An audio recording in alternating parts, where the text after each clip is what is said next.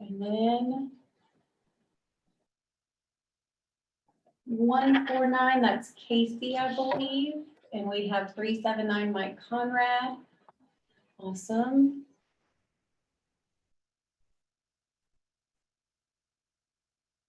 Welcome. Just give another minute or so for people to trickle in. I think we're pretty close.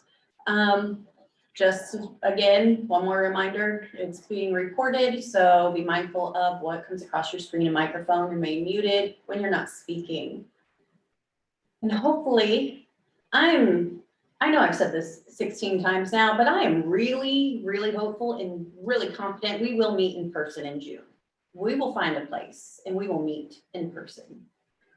But I would like to keep this hybrid component because I do know it's pretty awesome to have that option. And for those of you here that are also on our board, I sent out a Survey Monkey earlier this week, late last week. If you have not completed that survey, please do so as soon as you can, so that that will help with planning for the June meetings as well.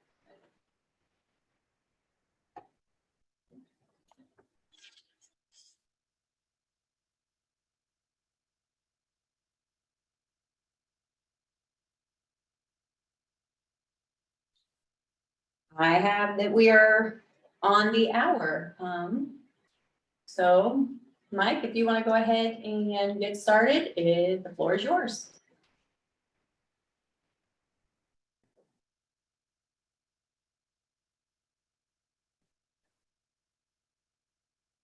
I think it's *6 to unmute.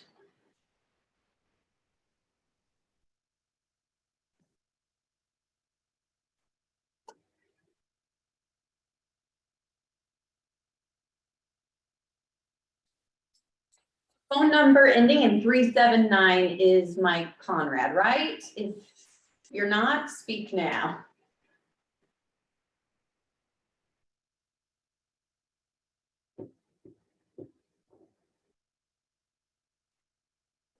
I'm not hearing anything come through. So Mike, if that's you and you're trying to talk, we cannot hear you. *6, I believe, to unmute. There he goes.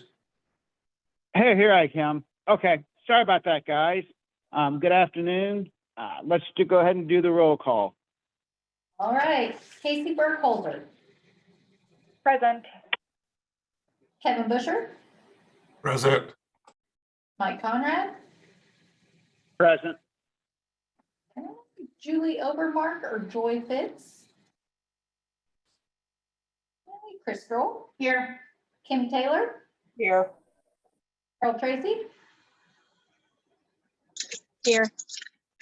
Jennifer Wagner. And Connie Walter. Okay, we have a quorum. Excellent. Thank you. As everybody's reviewed the minutes from the December 9th, 2021 meeting, I'd like to get a motion to approve those in a second, please. So moved. This is Chris. I can second. This is Kim. Great. Let's go ahead and do the roll call vote on that, please. Okay. Casey Burkholder. Yes. Kevin Busher. Yes. Mike Conrad. Yes. Chris Stroll. Yes. Kim Taylor. Yes. Carol Tracy. Yes. Okay, that's everyone that's present. Fantastic. Thank you. Anyone have a conflict of interest right now? Then please disclose that. If not, we will move on. Okay, I hear no conflicts of interest. So go ahead, Debbie, and do the grant recipient fiscal agent reports, please. All right. First one we'll start with is the statement of expenditures for January. As you can see, we are at 59.1% of the budget, which just taking January 7 out of 12 months should be 58.3. So we're right around that mark. The only thing I wanted to point out of significance is that the administrative expense of $50,000 did finish off during the month of January. So we are done with that one.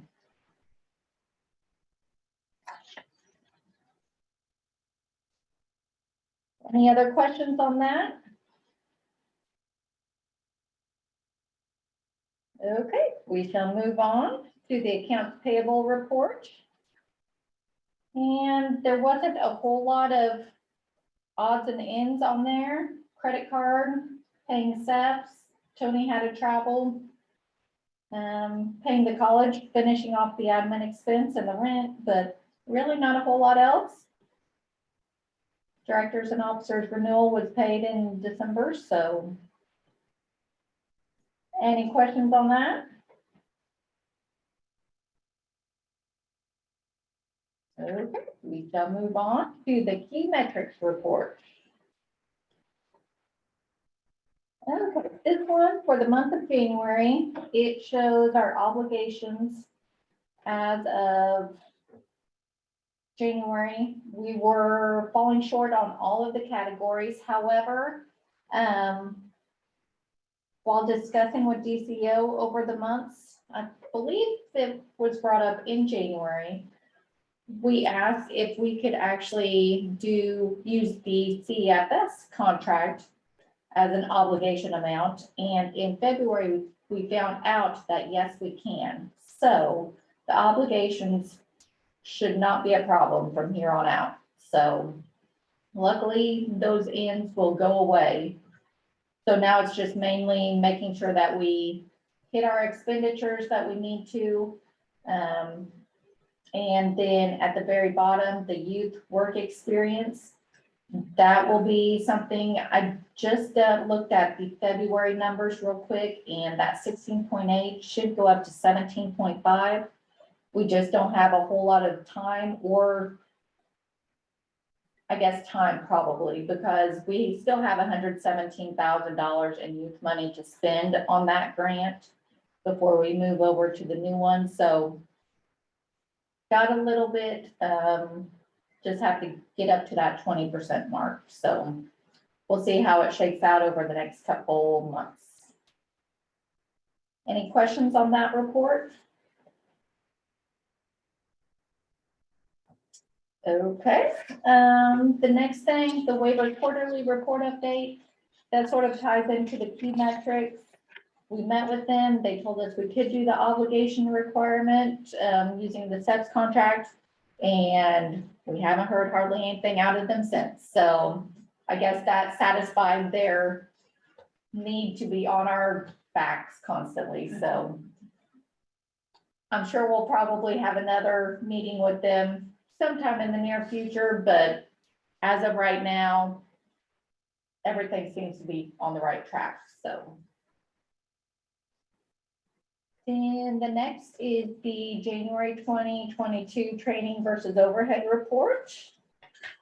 And out of these two pages, the first page, we're at 68.2%, and we are required to have 50%, so we are definitely doing good on that front, so.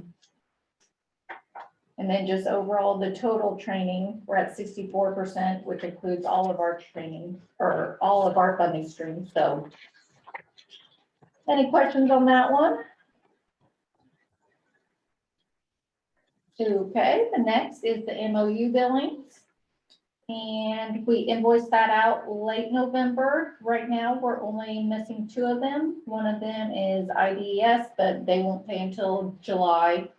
That's just the way their process works. And then we've got one left over from Kaskaskia, and whenever I talked to them, they said that they're in the process of filling the position. There's been turnover, and so they're trying to get that done before they pay that one off. So only 2 of them outstanding at the moment, so.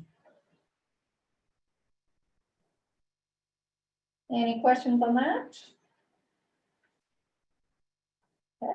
Next is the incumbent worker projects. We might have added maybe 1 project since we met last. I don't know for sure, but I do know the EJ Water, that one did finish up, and that is in the process of being paid right now. So that one should be not necessarily coming off of there, but reflected as being paid here in the next week or so. As of right now, we've got the 20 money spoken for. We just have to, the graphic packaging, that one is sort of up in the air as far as time-wise, so we just have to keep a close eye on that one, so. Any questions on that one? Okay, then just a few extra informational items. The Lakeland annual audit, we actually talked about it at the last meeting. It went up for the Lakeland board approval, I think the week after we met, so it was approved. They didn't raise any issues with WIA, and it was sent off to DCO as is required every year, so that was taken care of. The DCO annual monitoring, we have not received our letter yet, but that is due to happen in May. So we will be preparing for that here shortly. New funding. The apprenticeship grant, we did receive it. The total was for $98,480, and it expired on June 30th of 2023. And applications are currently being accepted for the navigator position. So if you know of anybody that might be interested in it, then please have them check out our website and do the application process. So, and in addition to the new funding, we just found out in the last few days that the state is awarding extra dislocated worker money. They actually had $3,000 that they distributed. And so, 3 million. oh, 3 million, sorry about that, sorry. 3 million, and our area is due to get $69,659 in additional money. So we will be modifying that grant in the month of April. And then the last thing, the PY22 budget process. In April, I'll start working on the internal Lakeland budget process, and hopefully by the end of April, we will receive our actual allocations for next year and can progress with the rest of the process. So then at the June meeting, it will be up for approval. And that's all I've got. Any questions? And I Thank just you, want Debbie. to let you know that Joy Fitz did join the meeting, so you can add her to the attendance sheet. Well, thank you, Debbie. I need a motion to approve Debbie's grant recipient financial aid reports and a second, please.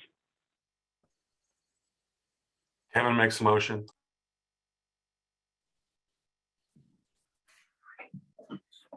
I can second. Then I also need a roll call vote, please. Okay, Casey Burkholder, Yes. Kevin Busher, Yes. Mike Conrad, Yes. Joy Fitz,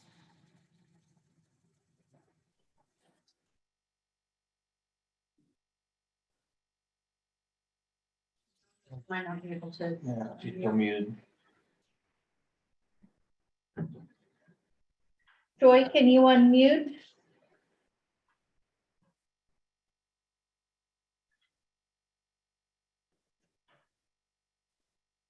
Oh, there you are, Joy.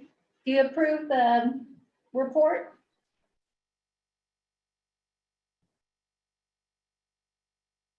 No technical difficulties. Let's move on. Okay, Chris Roll, Yes. Kim Taylor, Yes. Cheryl Tracy. Yes. Okay, that is approved. Fantastic. Okay, on to the next point, current LWIA 23 performance report by Lori, please. I am going to share my screen.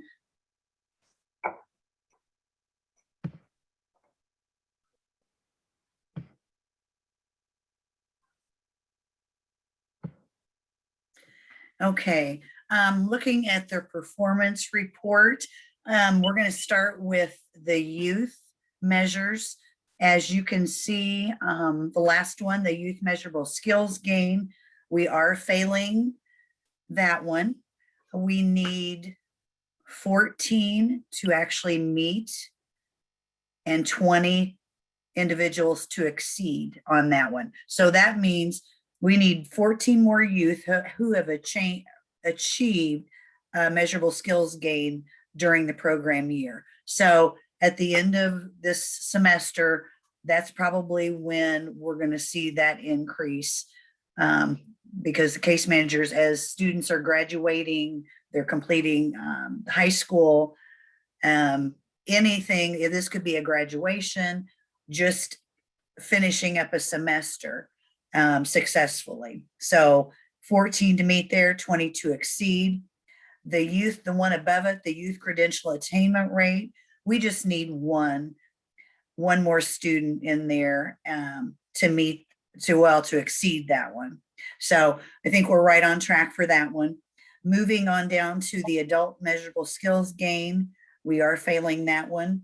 We need two more people to meet, and we need 8 to exceed that measure. So, and again, at the end of the semester, as case managers are doing follow-up, those numbers are going to improve for us. And then moving on to dislocated worker, the employment rate Q2, we need 1 to meet, and then we need 5 more to exceed that measure. So basically means we need 1 more dislocated worker Exeter that has post Q2 wages to be included in that. So I think we're right on track. We're usually seeing a lot of these same statuses at this time of year. So, but I think we're on track at this point to either meet or exceed all of those measures. So if anybody has any questions, if not, that concludes my report. Excellent. Thank you very much. Tony, are you ready for the program fiscal monitoring report? Sure, as ready as I'm gonna be. I finished the program report or monitoring of Seth a couple weeks ago. They had just a couple issues. They weren't bad, mostly clerical issues, which got fixed while I was there. No findings. Just says some of the way Seth do things. They're just they're pretty good. Anyway, the fiscal side, we have that scheduled for April 5th, 6th, and 7th. And Debbie and I will be making the trip down there to look over their financial stuff. And they will have that report at our June meeting. And that's all I got, Mike. Any questions for Tony? If not, I'd like to get a motion and a second, please. Motion to approve. This is Kim. I can make the motion. And this is Joy. I can approve. Fantastic. Thank you. Can I get a roll call, please? Okay, Casey Burkholder, Yes. Kevin Busher, Yes. Mike Conrad, Yes. Joy Fitz,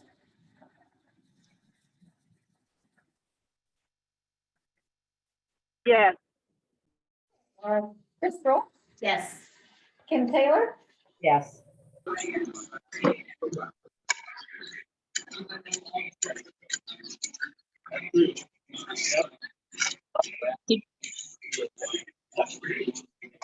Yes. okay.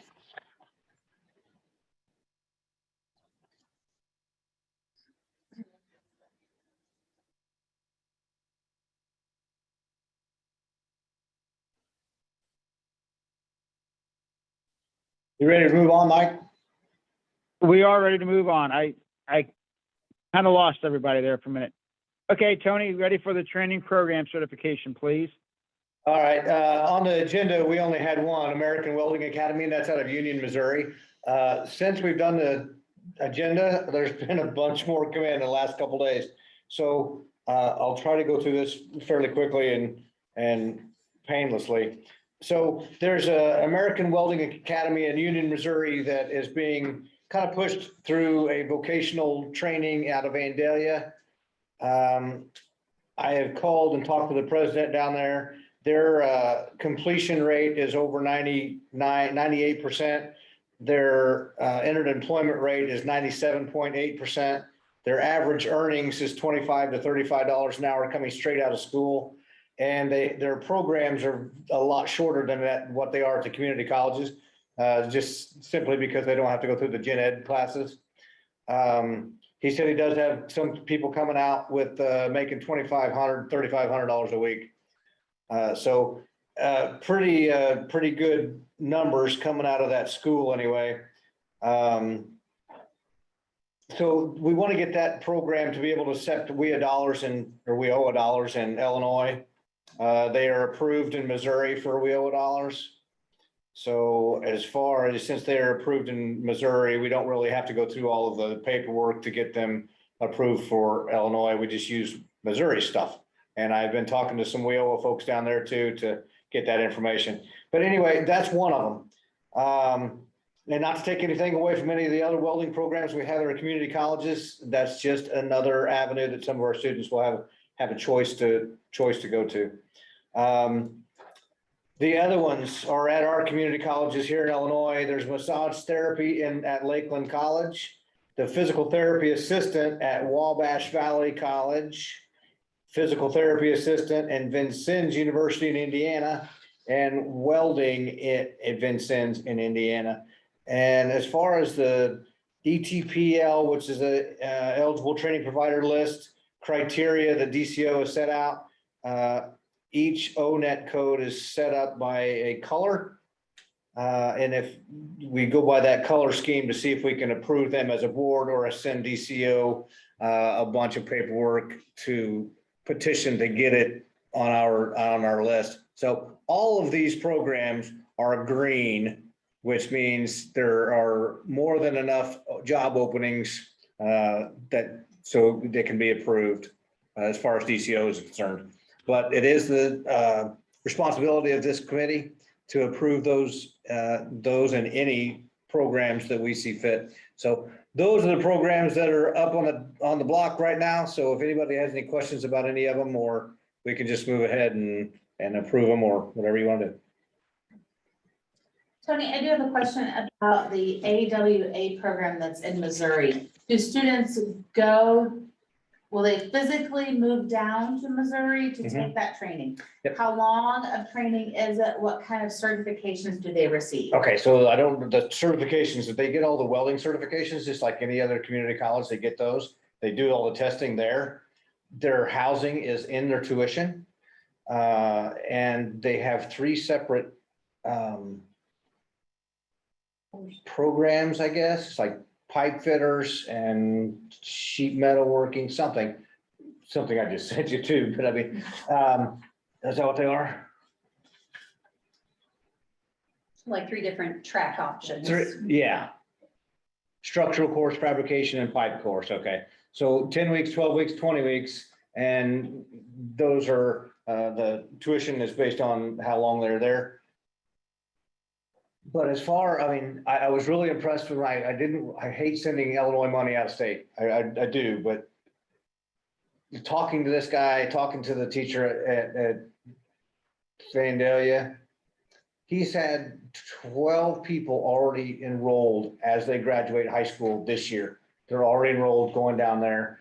I talked to the president of that company down there. He says they have companies come in, unions, trade organizations. Almost every person that graduates through their program has a job before they graduate. So, and not to take, like I said, not to take anything away from any of the other programs we have at the community colleges, but this is a short-term track. They teach them how to weld. They teach them what the employers want to know, want the people to know when they get out of school. I kind of think this is the way we need to go in a lot of things. I mean, you're looking, employers out there now are wanting welders. They don't care if they can write a paper. They want welders. And this company has done well with that in the past. And also they do a lot of life skills things. They bring in bankers, show these kids, hey, this is how you mortgage, get a loan. This is how you do banking. Different life skills that people need to know that you're not necessarily going to learn in a college environment. So that's what I know about them now. I would like to get to know them a little bit better. And if this is approved, I'm going to get to know them a lot better because I'm going to be on the phone with them for the next 2 days. So What's the tuition cost for an example of one of the programs? So they got 12,800 and 18,000 are the top two. And compared to KC's, since they're down in that direction, there's KC's is a 2-year program at 13,800, something like that. Okay. So, and that also does include housing, I believe. But the housing down there, from what he was talking, is only for $600. So it's not, doesn't amount to a whole bunch. So Okay. that's supplies, teaching, everything they need, so. Tony, the housing is separate from those costs that's listed. Oh, it's separate? Okay. It is separate. Well, that's just more money that we can spend as a supportive service. And so, Tony, how long is the program? You said it's a short-term training program. They have one for 10 weeks, one for 12 weeks, and one for 20 weeks. And what type of certifications do they receive once they finish that program?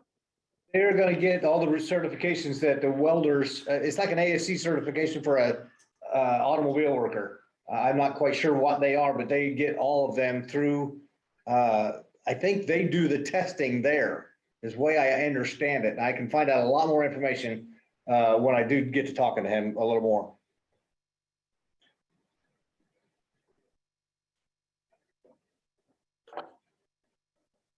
Then, and I'm gonna move on and ask a couple questions, because of course, you said it, Tony, I wanna be mindful about sending Illinois taxpayer dollars outside of the state and asking some questions on that. So Vincent's University with PTA and welding, is there,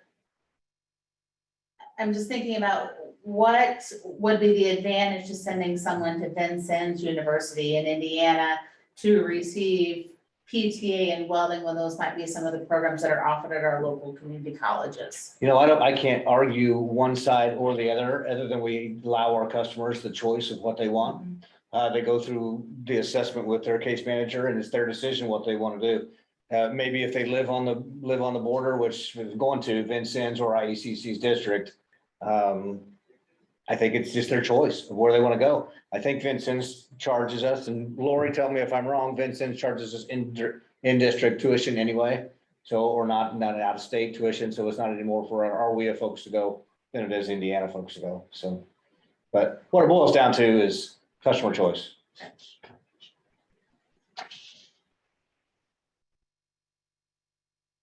Any more questions? Okay, can I get a motion, please, and a second? This is Kim. I can make the motion. This is Mike, I can second. And can we go ahead and get a roll call, please? Okay. Casey Burkholder, Yes. Kevin Busher, Yes. Mike Conrad, Yes. Joy Fitz, Yes. Chris Stroll, Yes. Kim Taylor, Yes. Carol Tracy. Yes. Okay, it is passed. Fantastic. One-stop operator contract, Tony? Right, as you all know, we all went out for an RFP in December for the one-stop operator. In the past, it's been a consortium of the core partners. And fortunately for us, they were the only ones that bid on it this time. We went through the evaluation process, me and Tiffany Mackey and Carol Tracy, and have all agreed to recommend to the committee and to the board that they receive the contract for the next 3 years. Great. Any questions? Then I'm going to need a motion, please, in a second.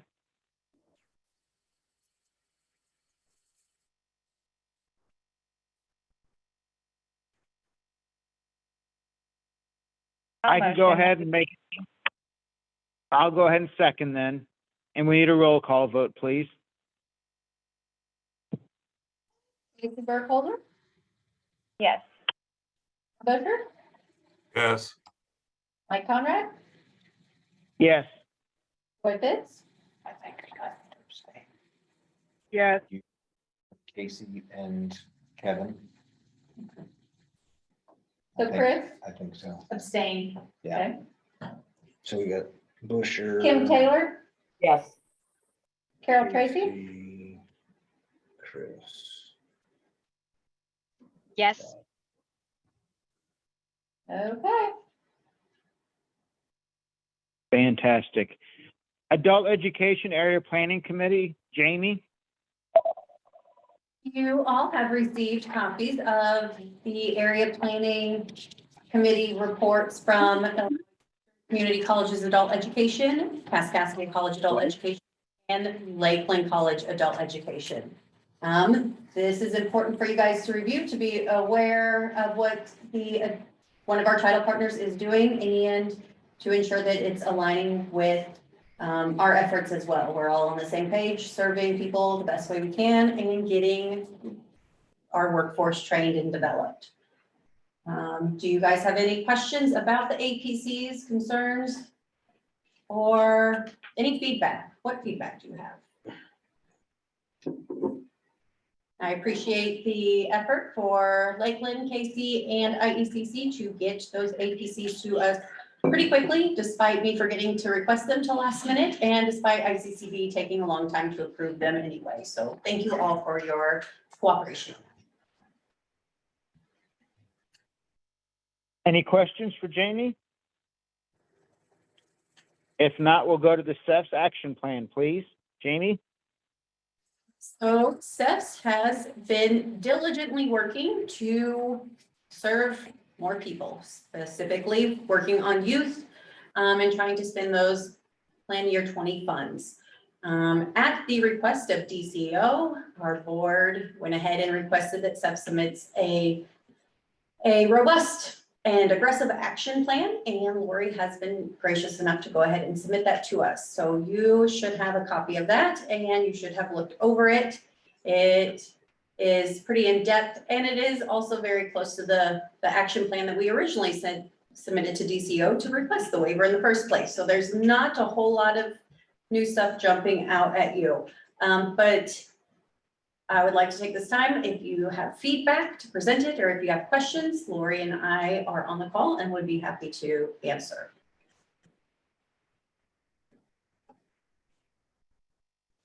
Thank you again to Lori and her team for going ahead and drafting another plan of action and for adhering to all the meetings that we've gone through, staying in communication, and all the steps they've taken to increase our outreach to youth in the area. Thank you, Jamie. Regional plan modification? You up again, Jamie? Me again. So while we're doing all this other stuff, we were also revisiting our regional plan and considering the impacts of COVID on our 4-year plan.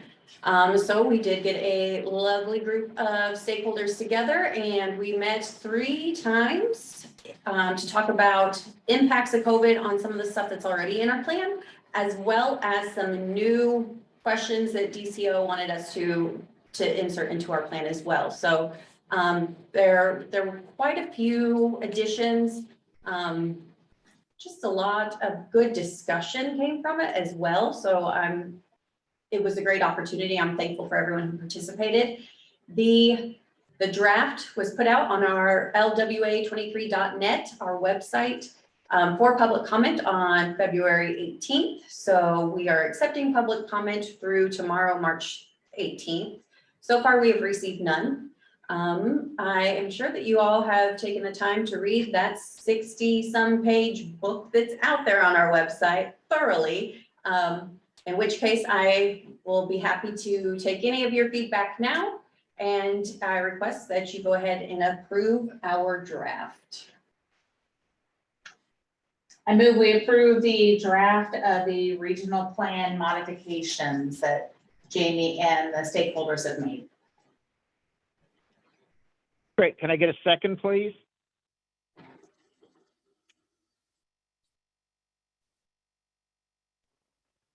I'll make a second.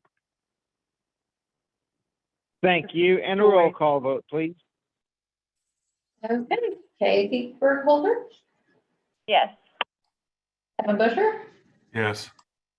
Conrad, Yes. Hoyt Pitts,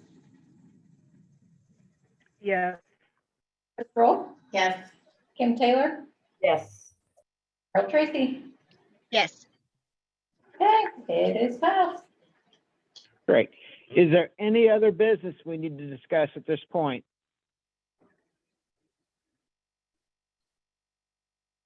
I will take that as a no. Date and time of our next meeting. Can anybody help me with that? It should be June 16th, and hopefully if in person, 4:30 PM. Stay tuned. Fantastic. Thank you very much. Any public comment? If not, I need a motion and a second to adjourn, please. I'll motion. This is Casey. Second. Did we get a second there, Chief? I can We second. got it. Casey and Stroll, yeah. Fantastic. Well, thank you guys for being here, and we will talk to you guys Monday at noon. Thank you. Thank you. Bye. Guys.